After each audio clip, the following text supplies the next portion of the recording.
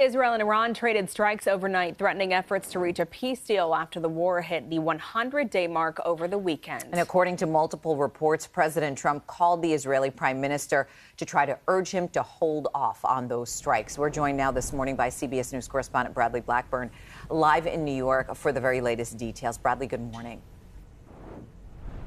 Sandra Meredith, good morning. In just the last hour, President Trump took to Truth Social to call on Iran and Israel to stop the shooting immediately. This is clearly not what he wants as he tries to push towards ending this conflict. And overnight, mediators did say these attacks are disrupting efforts to reach a deal.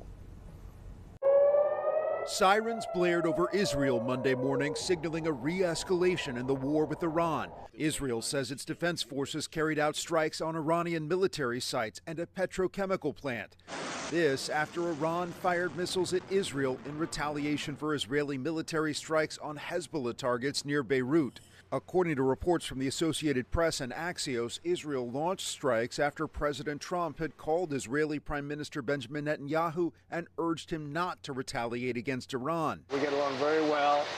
We've been great comrades. I disagree with him on a couple of things. In a pre-taped interview with NBC News Meet the Press, which aired Sunday, President Trump acknowledged that he and Netanyahu are sometimes at odds. I'd like to see a more surgical attack on Hezbollah. The latest exchange of fire, along with multiple rounds of defensive strikes the U.S. has carried out against Iran in recent days, now threaten the fragile ceasefire as President Trump pushes Tehran to reach a peace agreement. We're very close to having a deal, and if we don't have a deal, we'll do it one way or the other. Either way, we win. Iran has described the negotiations as deadlocked, and this morning the country's Revolutionary Guard said it is ready, quote, for any scenario and for widespread operations on all fronts.